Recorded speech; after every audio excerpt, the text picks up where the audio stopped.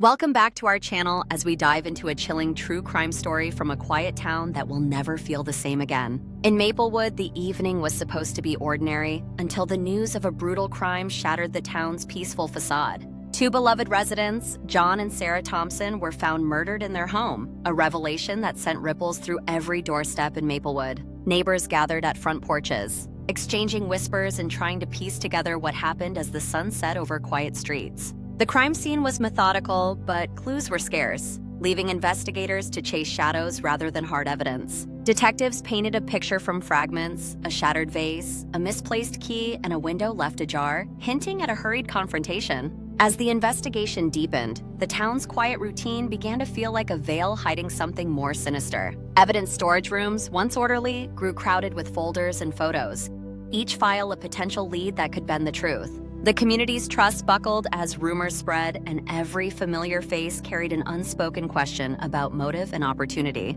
Interviews with friends and family painted John and Sarah as generous, private people who valued their community, leaving investigators with puzzling ambiguity. The first major lead pointed toward a potential intruder, yet the trail grew cold as hours turned to days without a breakthrough. For hours, the town held its breath, hoping surveillance footage would reveal a decisive moment.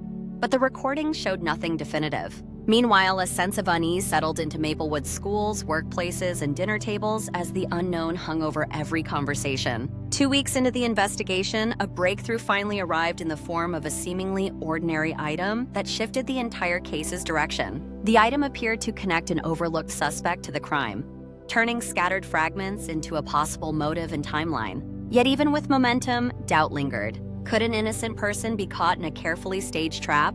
Or was there a deeper play at work?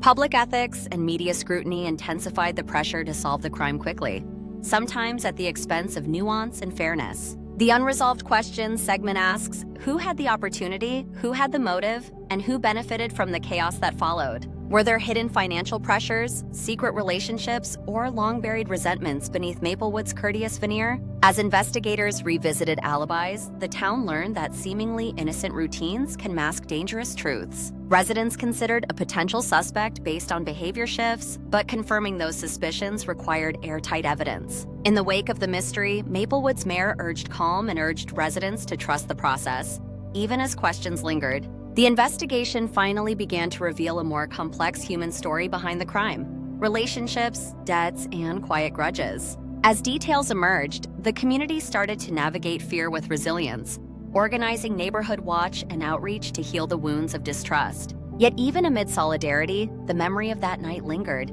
casting a long shadow over anniversaries, holidays, and ordinary routines. An unexpected turn arrived when a key witness came forward with a contrasting account, forcing investigators to sift through multiple narratives. With new information, the clock began to tilt toward a probable timeline, yet the exact sequence of events remained fragile and debated. The town's resilience shone in the face of fear as residents volunteered, shared resources, and opened their homes to neighbors in need. As the dust settled, a clearer picture formed, but a number of questions still hovered, inviting cautious speculation and careful journalism. The investigation's endgame arrived not with fireworks, but with a careful, evidence-based confession that reframed the entire case. John and Sarah's family spoke softly, choosing privacy over sensationalism while honoring the lives of the couple who touched the town. The community finally faced the brutal truth.